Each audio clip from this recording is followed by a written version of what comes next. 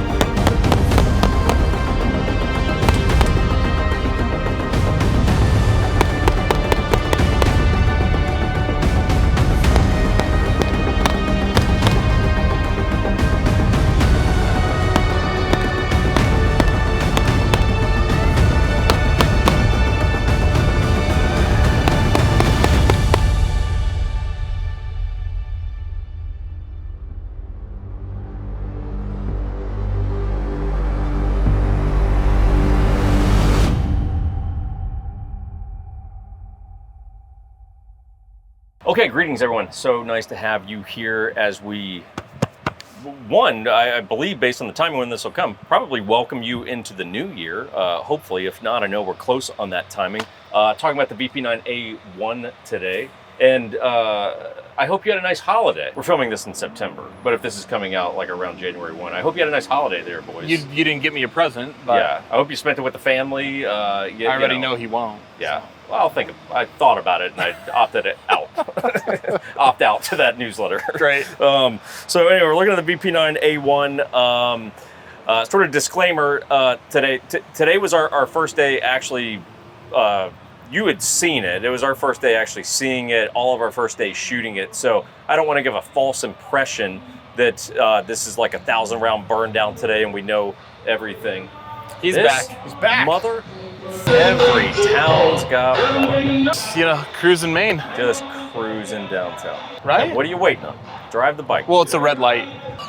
I say that only to give a disclaimer. We try to take our credibility semi-seriously, only semi-seriously, but a smidge. Small amount. Around here. So I don't want to give a false illusion of like we know everything there is to know at this point. It's like, hey, we got a sampling today. We got an appetizer. We'll give you a good sort of deep dive into what's new and all that kind of stuff. More importantly than all of that is him.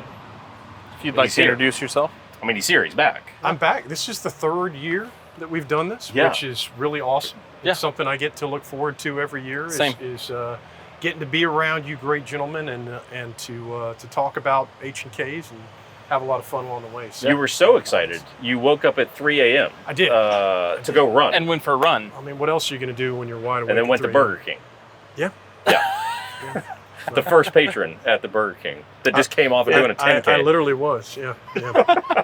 Waiting outside the door when they open. That's James, how excited I am. Yeah, exactly. James runs 2 Full Hun Tactical. Come on, my pronunciation. It's better and better every time. Yep, every time. It's getting pretty smooth. HK Armor Services. You did the trigger in my P2000 I got on me right now, and God knows how much other stuff. So if you guys need armor services for HK stuff, check them out. And the new book's coming out.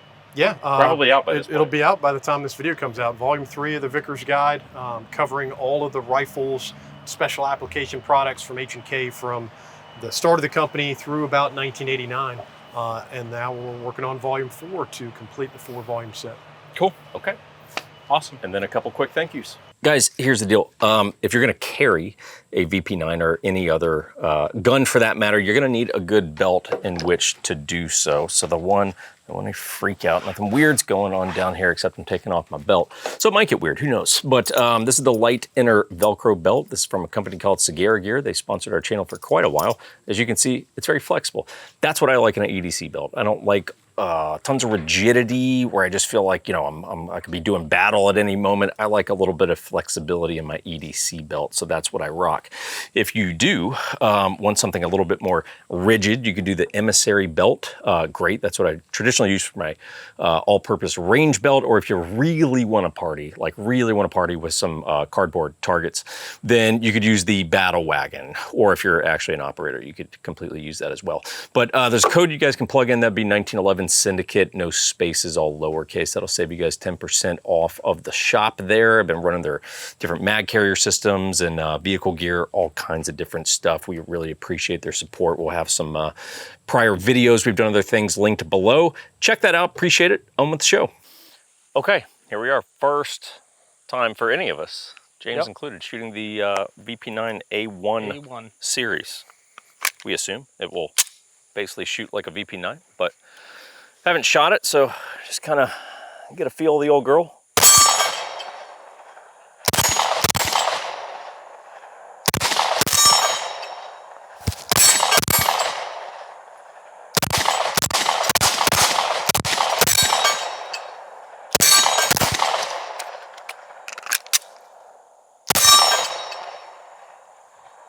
Reload's easy. That was a good reload. Reload. Wow, I never even reloaded this gun. No, that's what I'm saying. It's a good job, Jay. Reload's easy. And of note, might not happen every time, but for me as a lefty with the Ambi slide release, I got locked back. Okay. And frankly, I would have expected to override that. Hell, let's set up a 1R1 there. Yeah, test the theory here. Yeah. It's a good reload. Seems like I'm pretty good. Yeah. So paddle mag release, standard HK affair. I am a giant paddle mag release fan. I'll take that over a button any day of the week because it's neutral. There's no inadvertent pressure that I can place on the mag release and potentially drop a mag. So to me, paddle all day long is the answer. I was Finish that mag. Burn that.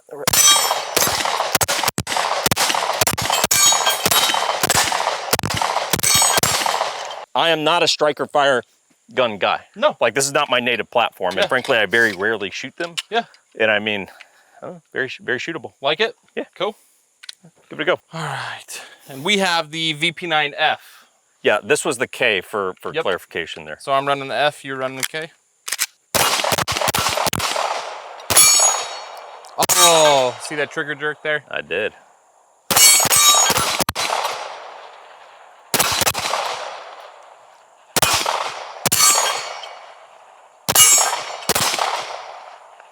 I like this F. Okay, so you overrode it. So I overrode the slide stop there. I was kind of curious to see. Yep. Which is not uncommon. No. At all.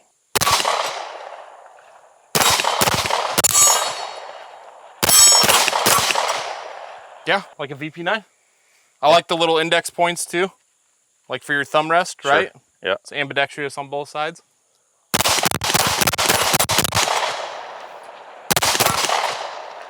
So lock back on that one. Okay. So previous one, I think my palm was just hitting basically I mean, on this side of the gun. That's just the reality of righties. Overriding that slide release, so. Shoots nice. Yeah, so this is my first shots with the new VP9F, and I'm just gonna work through a mag here, just doing a cadence drill, working through speeding up each progressive set of shots.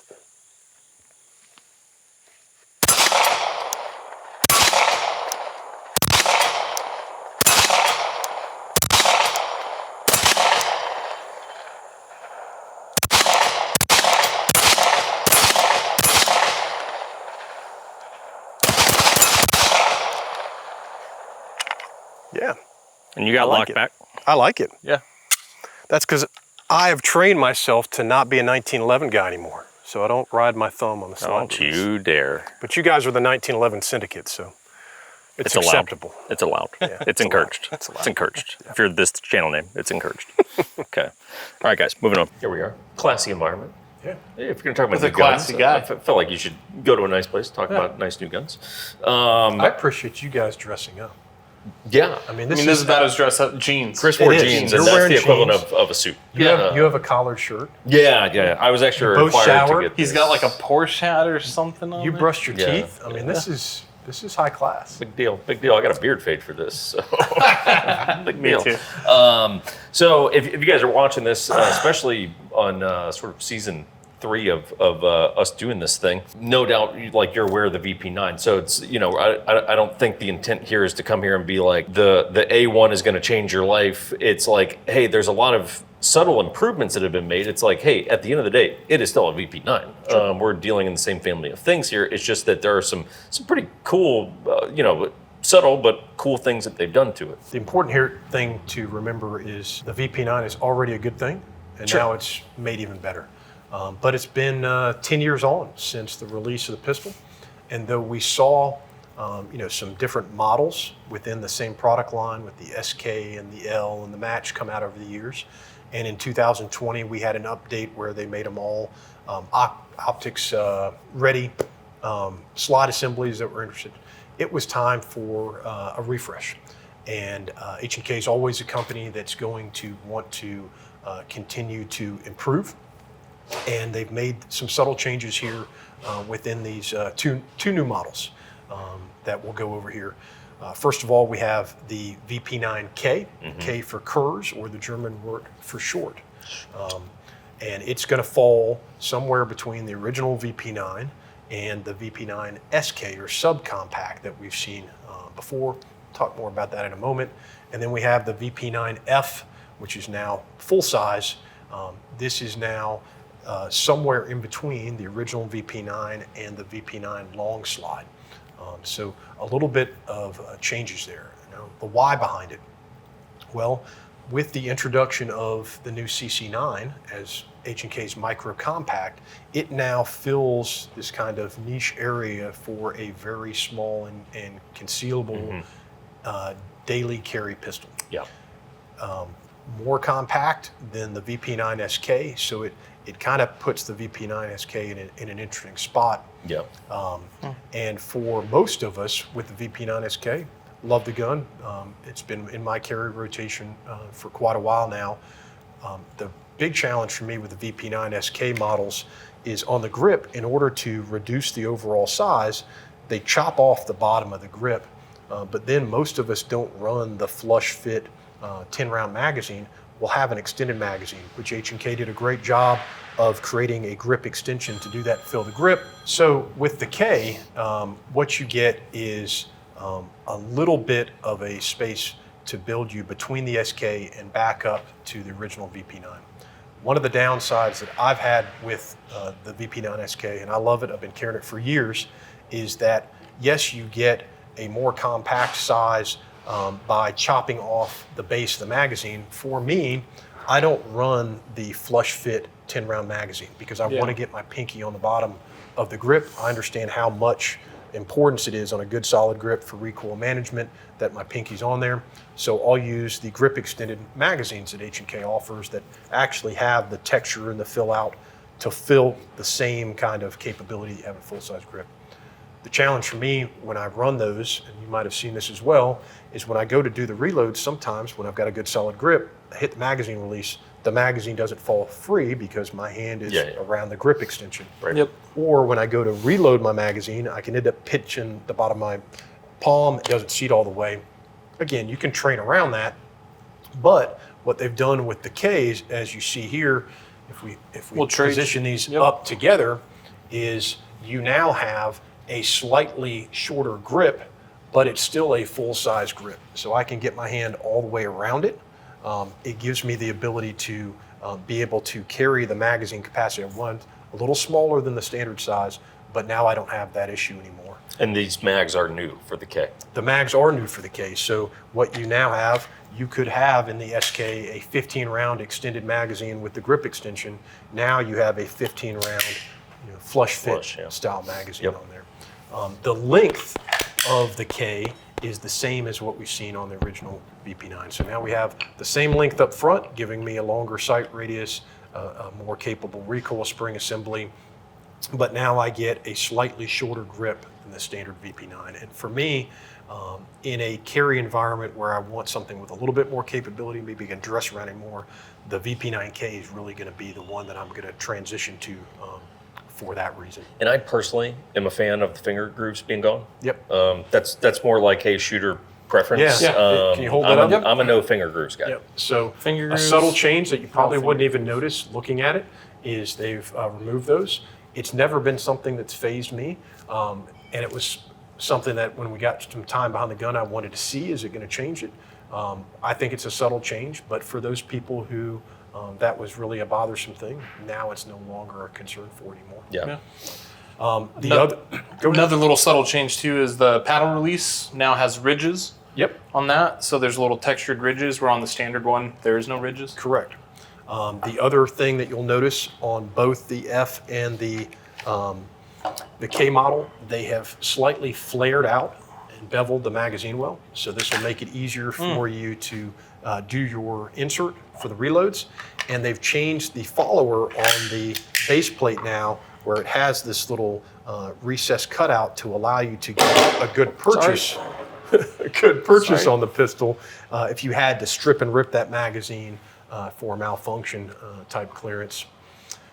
Another noticeable change they've done here, like they did with the CC9, they've got a little bit of a texture on both sides just above the trigger here that allows you to get a good index point. So when I'm building my grip, I can put my thumb there every time and feel the texture and know I've got a good solid grip. Or when I come off the trigger and I'm running a reload or malfunction clearance or anywhere I don't want to have my finger on the trigger, my finger's right over that. I see that index point again, and now it becomes a muscle memory operation. Yeah. With the VP9F, what we have is the same dimensions that we would see with a standard VP9, but now you've got about about a half-inch longer slide and barrel, so a little bit longer in your sight radius out the front. Yeah, So it's like a full-size duty gun. Full-size duty gun, but not as long as the long slide or the match. And again, all the other features that we showcased here on the K are updated. Did we here mention as well. serrations? Did we? There is, I guess, yeah, we didn't. So mention that. serrations, Updated serrations on the essentially slide. been kind of beefed up, if you will. Correct. If you look along the slide, you now have, they're both longer and extend further, as well as up here in the front. So your ability to manipulate the slide in whatever type of reloading or cycling the slide has been improved as well. Yeah, I have to admit, the K is a gun that fits me very well. Yep. You know, because I'm not a huge dude. It's like I can shoot the F fine, but it's like the K feels very at home. It is in that sort of sweet spot of does a little bit of everything. It's almost like jack of all trades, master of none thing. You Correct. go, cool, duty gun. You go, that's kind of your do it all. Like you could have that as a duty gun, bedside gun, class gun, CCW gun. Yeah. Like you do a little bit of everything. With that. Pretty good all-around little setup. Yeah. For me, like CC9 makes a lot of sense as a carry gun, just based on like overall physical size. It's like may even be too small for you, but you go, hey, that K, I bet would Not carry terrible. like perfect for you. Yeah. I enjoy it. I completely agree. I think if you told me, hey, what one gun should I have to kind of do all those things, this is a great option. With the F model, if you need an extra 2 rounds for a 17-round magazine capacity, if you want maybe a little bit of extra length on there, some guys want to run a larger weapon-mounted light. X300 is a popular light. I see a lot of people who will choose what I consider a compact gun, and then they put a big weapon light out that negates the whole compactness of the weapon without any other advantage. Now you can put a larger light on the F model and take advantage of the longer barrel for better accuracy, velocity, longer sight radius, those types of things have an advantage there as well. Sure. But I think it's a great update as we move forward in the VP9 series. We're going to see these 2 models step forward, and the original VP9 and the VP9 SK will eventually fall away, and we'll see these move forward to fill kind of that niche of the sizes and the requirements of a micro compact, now a K for a compact model, and a full size. Yeah, rock and roll. All right, guys, let's take you back to the range. Guys, if you get a VP9 A1, you would be an absolute lunatic, and I say that heartfelt. You would be a lunatic if you did not get some accessories for the A1. What might you need? optic, light. Where would you get those? Well, I would want you to get them from a place that would get it to you as fast as humanly freaking possible. The best price that you're gonna get. I would recommend you go to big Tex Ordnance. That's what I would do if I was in your shoes. In fact, I might actually interrupt this ad read right now to go to the site and get it. If I did, I would plug in the code. It'd be 1911 SYN. That'd save me. I've actually used my own code. I'm not sure if I'm allowed to do that or if I broke some sort of sponsor policy, but I actually use my own code, and that's not a joke when I order from Big Tex, because I save 10% off. And like I said, it gets here quickly. If they say it's in stock, it is. I get candy in my order every damn time, and that makes me happy, because what American doesn't like candy? So again, whatever accessories you're looking for, or just tactical things in general, I would suggest you check that out, plug in that code. It'll help you, help us, help them, win, win, win.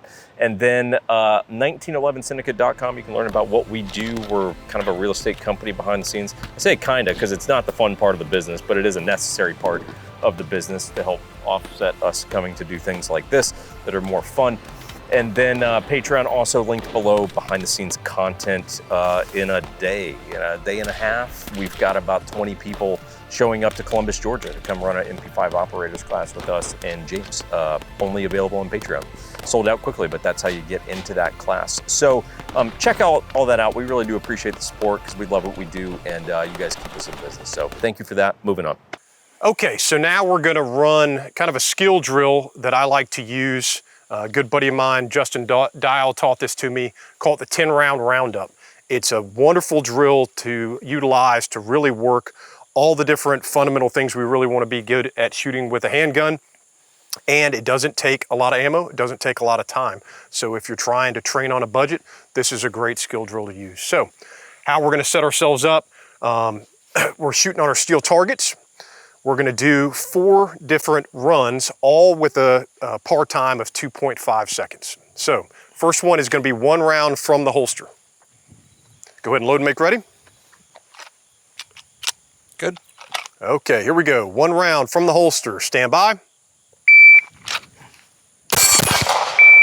Excellent. Okay, now from the ready. 4 rounds from the ready. Like, not out, but ready. From the ready, either high or low. Okay. Stand by. Excellent. Both under time. Okay, now 3 rounds strong hand only. So go ahead and transition for strong hand. You're going to extend out 3 rounds. Stand by. Excellent. And now transition to weak hand. 2 rounds weak hand only. Stand by. Okay, good. I heard a miss there. Yeah, so go ahead and reload. I missed my last one. We're gonna set up and I'll score you guys individually. You missed your last shot? I missed my last shot. Same. I lost my dot. Same. Okay, now I'm gonna start with Chris. Okay, we're gonna run through the whole thing. Okay, Chris, 1 round from the holster. Stand by. Excellent, 1.85. 4 rounds from the ready. Stand by.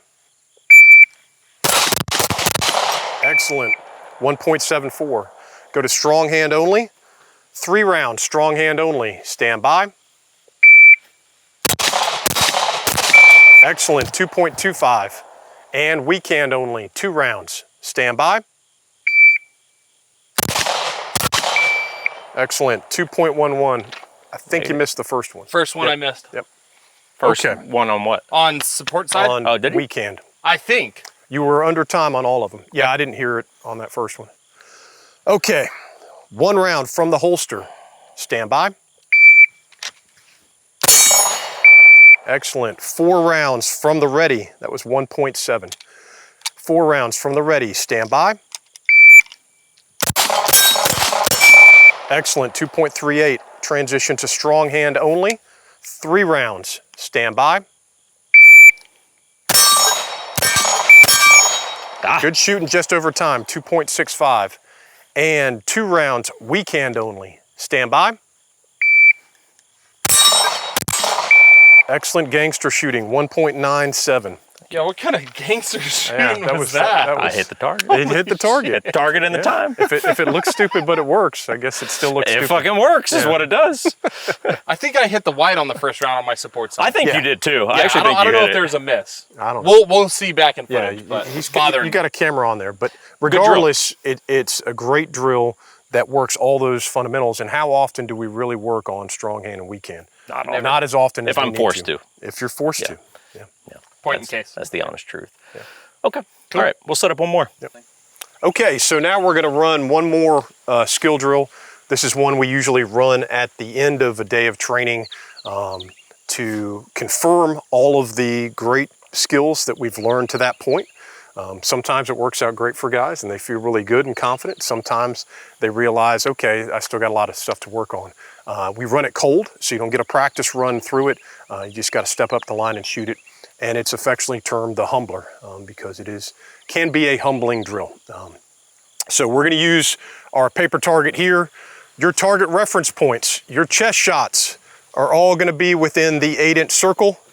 Your head shots are all going to be inside this head box right here. So obviously, point of aim, your height over bore, where your dot is at this distance of 7 yards is important. And the way this is going to work is you guys are loaded up with 10 rounds in your pistol. On the buzzer, you're going to draw and fire into that 8-inch circle chest box, all 10 rounds until you go to slide lock. Then you're going to do a reactive reload and present back out and fire your last 2 shots, failure to stop, up into that head box. Okay, so it's a 10 reactive reload, 2, all in 10 seconds. Okay. In 10 seconds. So cadence is important. You got to get a good draw, a good solid grip, get yourself out there. Once you get started, you really need to make sure you've got a cadence that's going to allow you the time you're going to need to do that reload, present back up, and reacquire your dot in position. Chris, what do you think your odds are on this? Pretty good. Yeah, I'm pretty confident in this. I'm going to admit, I feel pretty decent going into this. Oh, do you? Now, that might be why it's called the humbler. Let me just do a press check But real I feel quick. decent. Yep, Well, we we're are good. about to find out. From the draw? From the draw. Okay. So draw, 10 in the chest, reactive reload, 2 in the head. Okay. 10 seconds. Okay, here we go. Don't fuck this up, man. Yeah, exactly. It's not like it's on YouTube forever. Stand by.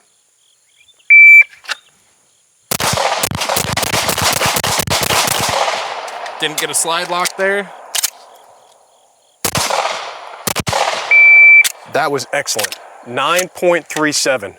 So the non-slide lock thing is what we've already talked about. You guys, 1911s, you ride the gas pedal safety down. Yeah. You're used to that. You just put your thumb over the slide. Yep. The way I teach guys is just to move your firing thumb a little bit to the left in your placement. Mine's the meat right here. The meat in your big meaty hands. Yep. But if we look at the target down here, excellent shooting.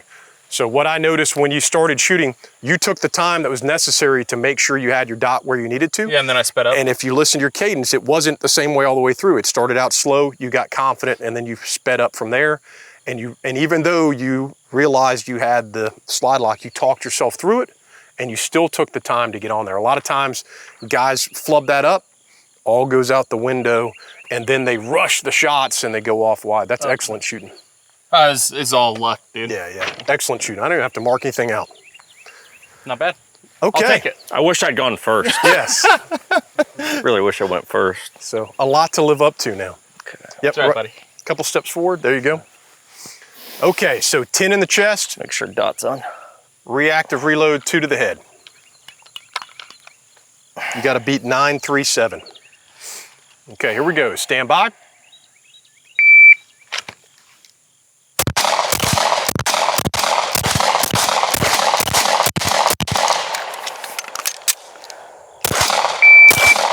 Excellent shooting, excellent shooting. You got all your shots in exactly where you wanted to, but I knew from your cadence in the 10 round that you weren't gonna make the time. Yeah. Because you were very steady and consistent. So I lost my dot. Okay. Straight up lost my dot. I was instinct shooting most of that shit. Yeah. Well, then that's excellent instinct shooting because you got your shots all Where in was I? I you wasn't needed to much over. Where was I? be. You were 10.29, so you were just over. If you had sped up that cadence on like the 7th, 8th, 9th, 10th shot, Yeah. you would have been in there. Really smooth reload too into your second shot. Honestly, I'm going to be honest. That felt horrible. The accuracy was clean. I didn't have a dot that entire time.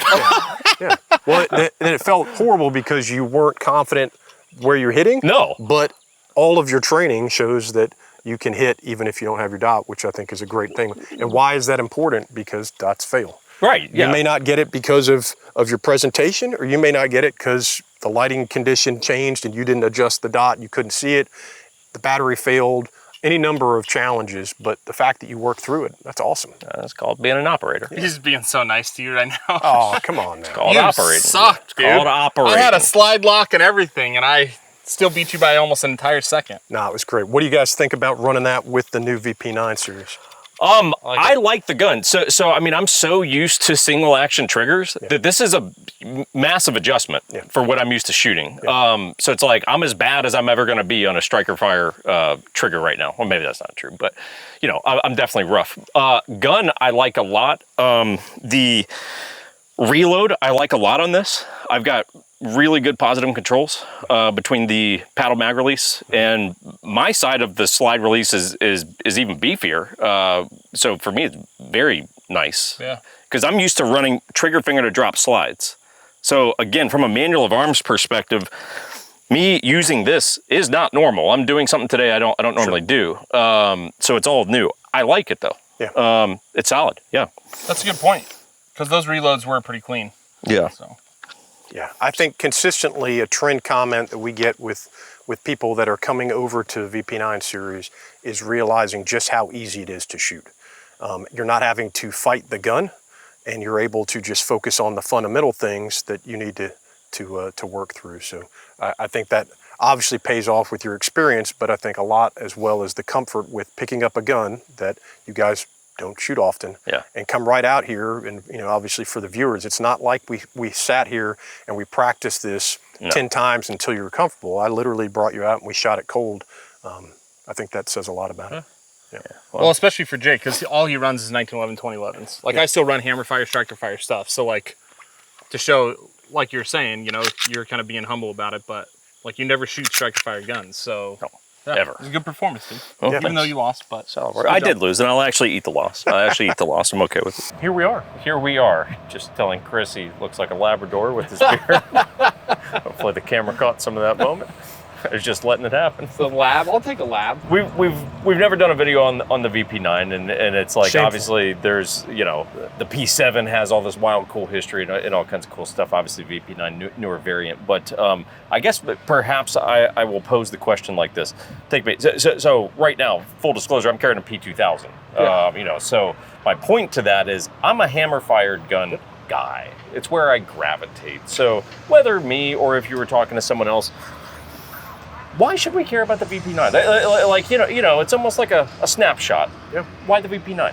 Yeah. Well, I would back up to your hammer fired statement. I think that's great about H&K is you've got so many options. So if you're a hammer fired gun, they've got lots of options in multiple calibers. And there's not a lot of production companies, if you really think about it, the big name companies out there, who's still making hammer fired guns? Not many. Not many. One or Not two many. that I can Yeah, think of. there's a couple, but it's smallest. So if you are into hammer fired guns, you should give H&K a look. But as far as the VP9, I think first of all, I'm not telling anybody that something they don't know. Striker fired guns, especially polymer guns, are incredibly popular because they are just easy to shoot well. You can take somebody with very limited budget and able to purchase one versus maybe a more expensive gun like a legacy P7 M8 or a high-end 1911 like what you guys like to carry, and they can get into that gun. And then when they go to train, they don't have to put as much time and effort into being able to shoot as well as maybe they did if they had the hammer fired gun and they're trying to master that, the thumb safety or the double action to single action transition. We've seen law enforcement. Their qualification scores have skyrocketed when they've gone to something like a VP9 because it's just easier to shoot with Same less trigger pull every time. You know, so that's a no-brainer option. But as far as the VP9, well, there's several reasons. It's been a massive success for H&K, and I don't know if the average enthusiast out there, even H&K fan, really appreciates that. We think about something like the USP that now has been out for over 30 years. the VP9 sales have dwarfed the USP, the P2000, the P30.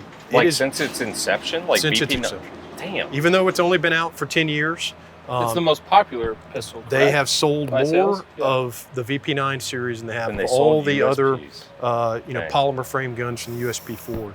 Huh. There's a reason for that. We've already touched on the fact that it's a popular gun because it's a striker fire gun. But H&K very smartly made the decision that they would lower the price on every individual pistol when it was released. So they would make less money on the individual ones, but they knew that they would make up on volume. And what that did was open up that market, the H&K market, to a whole new customer base that previously would walk in a gun store and say, oh, well, there's a, I'm priced out because I don't have a $950 budget, Right. but I've got a $550 budget, and you can get into that. So I think that's why it's been popular. Those two primary reasons, as well as it's incredibly reliable, incredibly accurate, easy to shoot. And in my opinion, I think there's a lot of people out there that want to get the most for their money. I've said this for years. I still believe it today, which is great to be able to have 10 years of experience and history on it. I still believe the VP9 series is the best bang for your buck you can get. There's maybe some other guns out there, polymer striker fired guns, that might come at a slightly lower price point, but You're giving something up. you're giving something up, and you don't have to do anything with the VP9. If you want to customize and all that, that's great, but you can take that gun right out of the box. I don't need to change the sights. Nope. Yeah. No, great iron sights that are night sight right out the box. You know what I mean, though. It's like there's guns where you just go, well, yeah, the sights. We all know you got to upgrade the sights. We all know you got to cut it for dot or whatever the thing is. I'm not going to name the companies, but there are obvious ones that you guys know examples that you buy that gun and you're immediately changing out the things that they made a conscious decision to get to that lower price point. Yeah. Well, we've got to change things so that metal recoil rod assembly now becomes a polymer one. The sights become polymer and they're not glow in the dark or tritium. And other components within the gun are immediately swapped out for reliability or performance type things. Yeah. With the VP9 series, there is no compromise. They didn't reduce that over thing. Instead, they leveraged on their experience with sharing concepts and things like the magazines from the P30 series that preceded it to save money overall. Yeah, and those are great mags. Great mags. Yeah, it's a good look. I've often said, hey, look, I'm not a striker fire gun guy. I admit that I'm hammer fired, but carry 1911s, P2000, they're all hammer fired guns. But if I was going back into the world of striker fire guns, VP9 is on a list of 2 striker fire guns that I would actually be into. So it's a great gun. At the time of filming this is the first time shooting the gun today, so it's like I tame myself on saying like it's the best thing ever because I think it just loses credibility at that point. It's like I really like what I saw today. I do like what I saw today. It's cool. I'm excited that they're migrating to pretty industry standard agreed upon, like, hey, we kind of want a compact and a full size, and HK was always in this hybrid zone. Sure. I kind of like that they're going to, hey, look, here's your compact, here's your full size, here's the additional features that you guys wanted. I think it's a smart move. Yep. So anything else? I couldn't agree more. If you don't have a VP9 and you're looking for, James, I just got the budget for one gun. I think you'd be hard pressed again to find one that can do everything that you'd want a handgun to do, from home defense, concealed carry, maybe some competition use. It's a great option. You should at least give one a try. I think one of the trend comments we always see when we're at a show, somebody walks up to the booth. I like to imagine that's how you ride around town. People walk up to the booth, they pick up a VP9, and they say, oh my God, it feels like this was just designed to fit my hand. It's one of the most ergonomically attractive handguns, and when you're comfortable with something, when it's easy to manipulate, I think you're just gonna be able to shoot it better. Soldier Boy. You distracted by Soldier Boy. You knew the song. Yeah. Can you do the dance? No. Crispy can do the dance. Come on, let me hold the camera, Crispy. You give it to me. Yeah. Yeah.